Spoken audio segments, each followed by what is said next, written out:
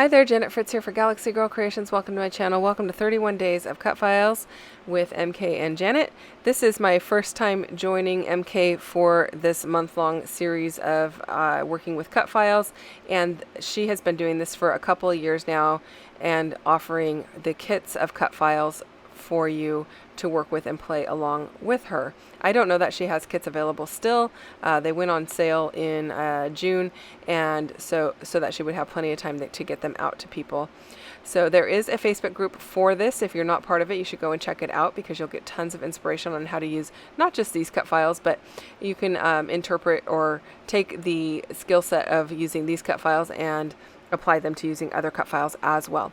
So today's cut file is actually a stitched fish cut file. So there's stitching involved and some little fish. And then this was a bonus cut file that came for today, and it is just some mermaid scales there, or fish scales, whatever you want to call them. I used a little bit of Crafter's Workshop stencil butter in pearl white, and I put them through this stencil to create this mixed media background. Now I'm going to use a bunch of different Shimmerz products. I'm going to start actually with some Distress Oxide and Tumbled Glass there, and then I'm going to use that Blue Lagoon Shimmerz that I just showed you. And I'm going to also use some Ahoy Matey, which is this navy blue, and there's no shimmer involved in this particular color, but there is in the Blue Lagoon. I'm also using some water to move the colors around so that they don't look really like a spray texture to them. I want it to look more like a watercolor background. And then I'm going to pull out some other Shimmerz products. I know I'm going to use Lapis Dance, which is another navy blue, but it does have some shimmer involved in it. And then another blue, but I don't remember the name of the other blue. And I don't know that I actually show you. So I'm going to have to do a little research to see what that blue is. So I can share that with you. And I will put the links down below for those in case you are interested in those. Now the paper that I'm using today is a double thick basil cardstock. This is something that I'm just testing out. MK purchased a little bit of this and sent some to me to try, and we're going to see how we like it. And go from there. As you can tell here, my paper is thoroughly saturated, and so far it's holding up well.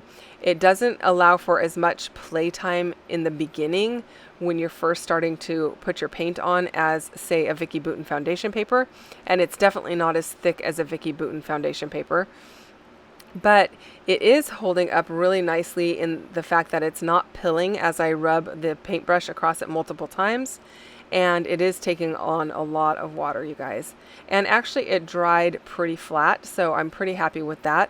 Although I do kind of expect my paper to dry a little bit on the more flat side when it is completely saturated, rather than when just the middle is saturated. Once you get those fibers wet and they expand, it's definitely going to create a warping to your paper. So by wetting all of it, the entire thing gets expands a little bit, rather than just, you know, one section gets warped and gets saturated, and then those fibers kind of get larger and create a buckling because it never goes back to its like original thickness, or not thickness, that's not the right word. It never goes back to its original tightness of the fiber, I guess is the right word. I'm not sure how to explain that. But once you get it wet, it's really hard to get it back to flat if it's just one spot. So anyway, here is the actual cut file that we're using today. It is the little fishies and these little stitched trails behind the fish. And I am going to actually use those trails as a stencil or a template as to where I want to put my holes on my background paper. If you this cut file originally came from Confessions of a Paper Addict, but it was altered with permission from Virginia over at Confessions of a Paper Addict to create the kits that we made for 31 Days of Cut Files. And this allowed us to cut these little trails, and you can put them pretty much anywhere and use them however you want. But today I am using them to create a stitched background, which is really how the cut file originally came. But you don't get a choice as to where your little trails go when you purchase the original cut file, because they're already set up on the background paper. So this actually allows you to move things around, and I love that because I want these to be above and below this awesome fishy paper from Shimmerz. And I want them somewhat overlapping the fishy paper because I want it to look like it was all part of the design. I don't want it to look like, oh, I stuck these stitched pieces on the top and bottom and then I threw a piece of paper over the top. I want it to be all integrated. So you can see there I'm using a mouse pad. That's the black half circle you see sticking out underneath my paper. It is a complete circle. It's just under the paper. And then I'm using a piercing tool, and I am putting my fish where I think I want them, and then I am aligning where I want their little trail to be. And as you can see here, I'm going right over the top of that Shimmerz paper, poking the holes, and working my way up to the little fishies there, and I will stop at the back end of that top fish. Now I'm not going to actually do the stitching on camera. I did some stitching on camera on July 31st, so a couple days ago. If you want to know how to do a chain stitch or a back stitch, I have a tutorial on my channel from the 31st on how to do both of those, and I did it using some yarn and a hole punch so that you get a very good view of it, because sometimes these holes are so small and it's hard to capture on camera exactly what you're doing when you're flipping the paper back and forth. But I'm hoping that with the yarn and the hole punch, it makes it easier to see on camera. So you can go and check that out if that helps you out at all. It's not a super long video, so hopefully you find it useful. So now I've gone through a bunch of my Shimmerz products. I'm pulling out a lot of things that have that lime green in it because I want to bring in more of that to be the alternate color to the blues, because that's what's in that background paper from Shimmerz. I thought I would use this piece that says "Give It a Whirl." It doesn't make the cut, but I did cut it out, and I used my hole punch to create the ticket ends that were kind of printed on the layout or on the piece, but I don't end up using that. I ended up going with the piece that says "Never Grow Up." I thought that lime green stood out a lot better than the piece that says "Give It a Whirl." So that's going to be kind of my focus, is pulling in that color.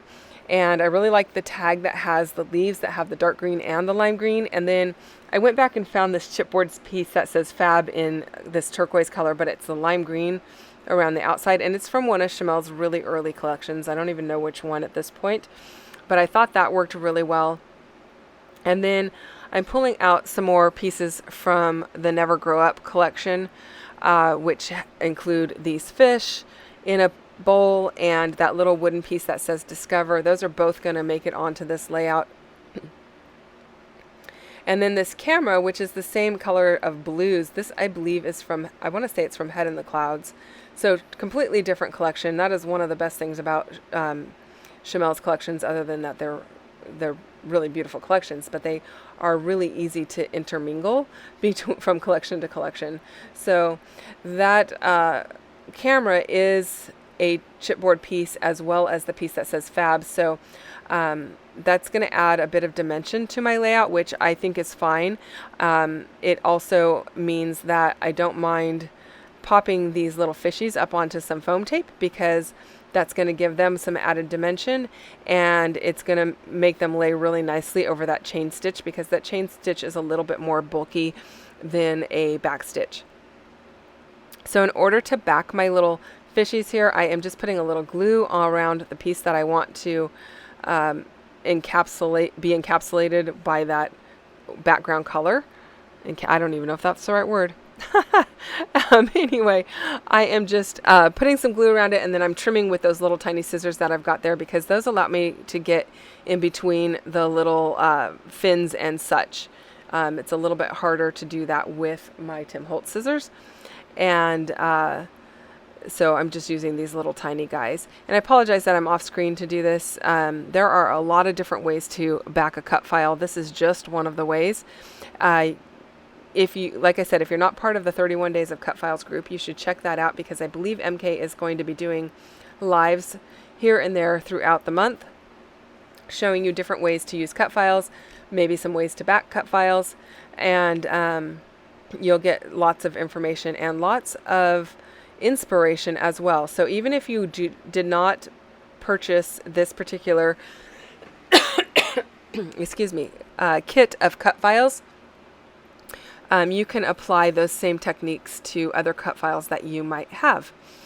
And again, this is a series that she has done for a couple years now, and I am joining her for the first time this year in doing 31 days of Cutfiles. So I should have a video for you every day this month. I think I'm about halfway through, and so hopefully I can just keep up with the flow and have a bunch for you. I also am going to be doing a couple of lives for you, not this week, but next week on Thursday I will definitely have a live for you.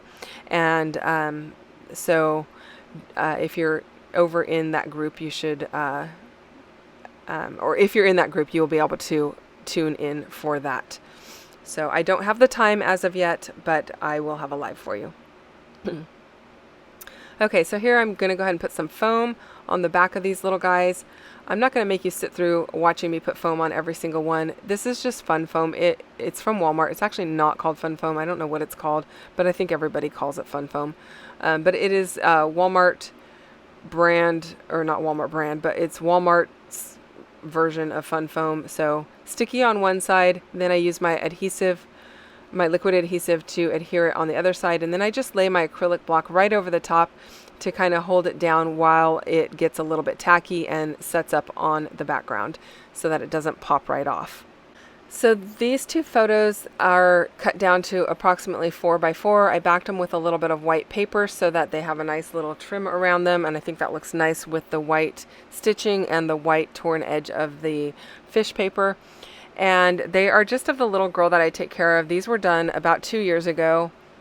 And we were at this little lake, and she is pretending to fish with a stick. And normally I cover her face in photos with a Post-it, but these don't actually show her face, so there's no Post-it on there. And I just do that for privacy purposes, to respect her parents' wishes. And but I didn't feel like these ones necessarily needed to be covered because you can't see her face. So you get to see her cute little head and her cute little piggy tails, and she's looking super cute there pretending to fish. So I'm going to finish getting these little fish down here, and then I'm going to move on to working on my embellishments around my photos to kind of finish things off. I'm going to tuck this little green piece in the upper right hand corner of the left-hand photo, or I'm sorry, the upper left-hand corner of the left-hand photo. And then that little piece that says Discover, I'm popping that up onto some foam tape, and it's going to create a little wood plank for my bowl of fish to sit on. And the bowl of fish is also popped up onto some foam to give a little added dimension. I can do a tiny bit of journaling on that little yellow-green piece of paper about where we're at and what she's doing. I don't have a whole lot more to say about it, other than that she's pretending to fish at the lake and she's looking cute. But I'll probably make a little note of that we used to go to this lake quite often, and this is really during,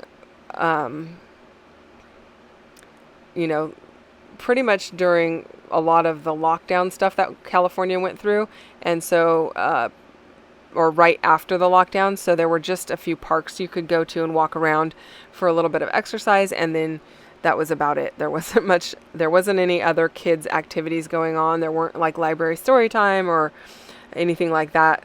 So this was one way that we found to get out and be able to just enjoy the nature and go for a little walk here and there.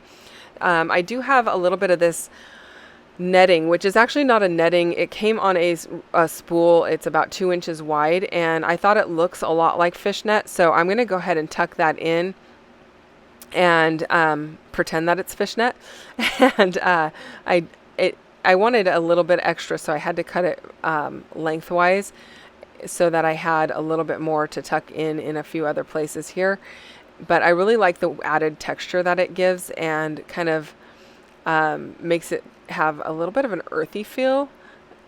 if you will. And then I am just trimming off any edges of the paper that is sticking out because I didn't maybe have it lined just perfectly.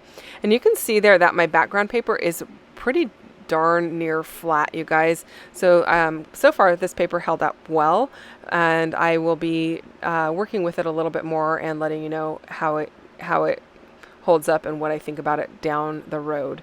That is it, you guys. Don't forget to check out what MK's got going on her channel. This photo looks super purple. It is definitely the purpley area of the background, but I think there was a little bit of weird lighting when I took that picture also. But that is it. Go and check out MK again, and check out the 31 Days of Cutfiles group so that you can be involved or be inspired by what's going on over there. And there's a good look at the stitching that I have going on. Come back tomorrow and I will have another video for you. I will see you then. Bye bye.